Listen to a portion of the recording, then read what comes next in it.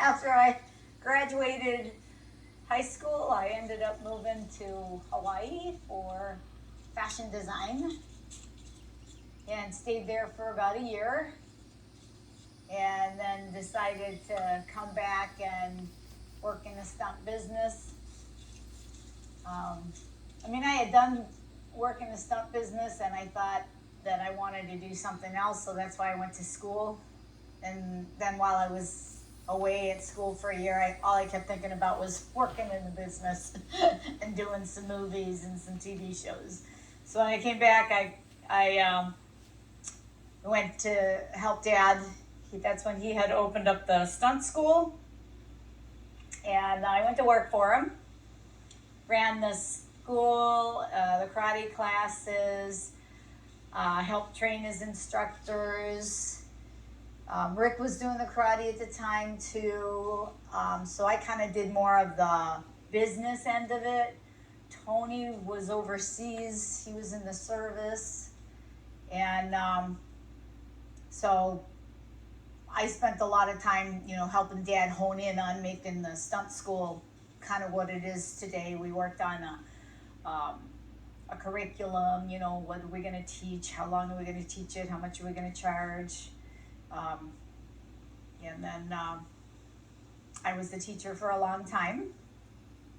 That was kind of tough on people. Made a lot of people cry just because I would call them babies.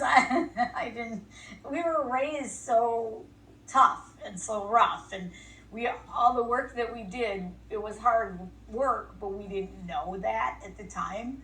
So when we started teaching, it was like, do this, do this, do this, do that.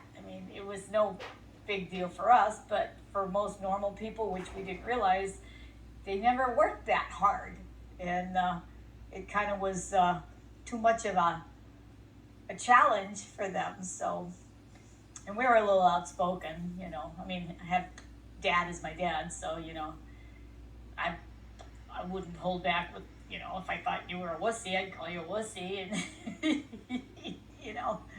but eventually I ended up finding a little balance, and, I was working in the movies at the time. We were teaching people how to break into the studios and how to do the actual stunts so that they wouldn't get hurt, and so that they could actually be honest about the fact that they did know how to do this and that. We taught car hits, and we taught the fights, the fire gags, the falls. We taught a lot of car work. Although I did manage to bend the frame of a rental car one time. By accident, ran over the curb.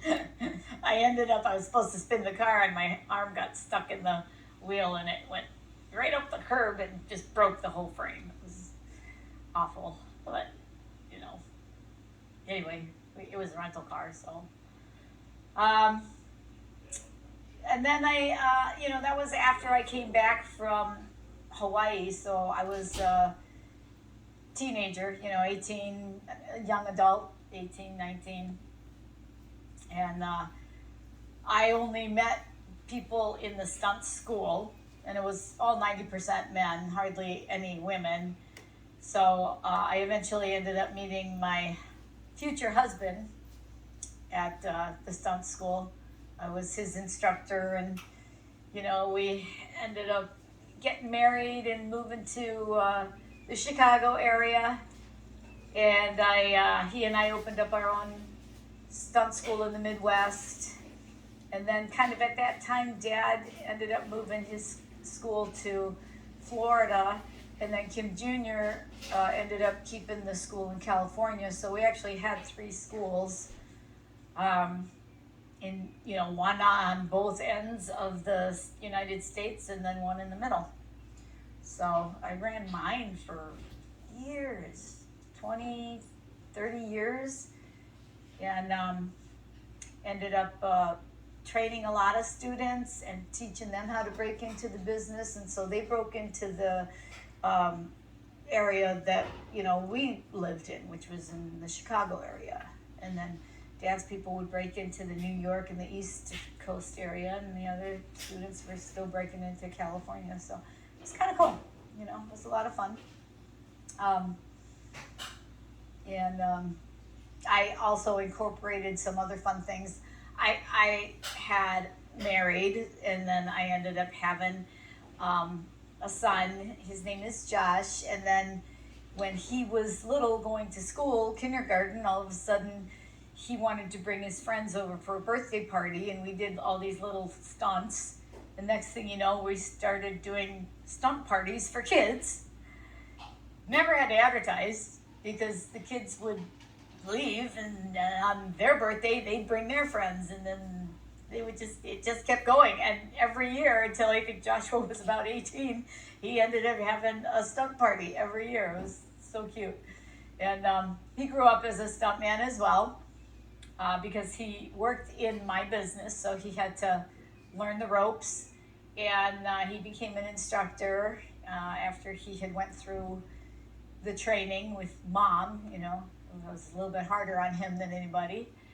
And then he became a stuntman, ended up going to California when he was about 18, 19, and breaking into the business. Landed a couple of really good commercials. Those types of things pay some really good money. And then he got smart, took his money and invested in a house in Arizona. That's where his dad was living, opened up his own business, and now, he's just got a really like Fortune 500 company. So that was really exciting for me. But when he was growing up in school, every time that he had a project, he was maybe, I don't know, 13, 14, 15, 16, those age groups. He always wanted to do a fire gig for that project. And then one project, I think he was in his senior year, he wanted to prove inertia to, I think it was a science class, so he hit one of his friends with his car. But he actually taught his friend how to roll over the car. He did it all right, and his friend didn't get hurt. It was, it was just to prove inertia. But then he ended up getting, the teacher saw him from the window, and all the kids were watching, and it looked like the guy really got hit because he did it so perfectly that Joshua ended up getting hauled off into the principal's office. Oh my gosh, that was hilarious. And then I have another son, Lance, and he started training in the martial arts when he was 2.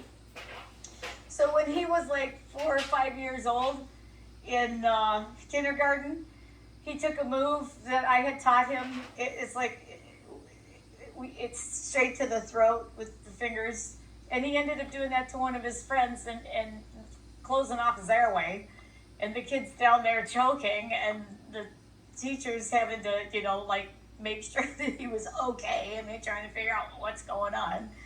That was always fun, trying to fight off the parents, because they're like, well, martial arts, and you teach, and you've got a school, and you shouldn't be teaching him that. And I'm like, well, he needs to protect himself, So, and then I have my daughter too, and she actually was, she's about 3 years younger than Lance. She ended up being, helping out with the family business as well. All 3 of the kids were in acting and modeling at a very young age. I mean, Lance and Kahana were both babies when they started modeling, and Josh was like 2 or 3.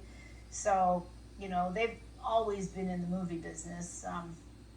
Kahana was the first one to say, this isn't my cup of tea, I don't want to do this anymore. So, but I mean, she already had learned how to become an instructor for martial arts. She'd already learned how to do all the stunts, and she would help out with the parties as one of my instructors. And Lance helped out for quite a while until he graduated high school. But for them, growing up with it, it was just like not a big deal. It was a normal thing for them. So, when they got a little bit older, they wanted to do more normal things. Kalana went to college, Lance went to college. He went into IT work, and she got a associate's degree, and in communications, and they're just doing normal stuff. And they don't really, when they talk about that stuff, it's for them, it's just, that was their way of growing up. It really wasn't them, making money or doing anything. It's very funny. I don't know. So I still help Dad out with whatever he needs. And I had, like I said, I had a stunt school, but I just decided to let that go and just focus on the one here in Florida. Um, Dad's older now. He needs, it's nice if he has us around to kind of help out with a few things like that. I mean, he's got his instructors too, and I don't live here, so, but Tony's a big help. And,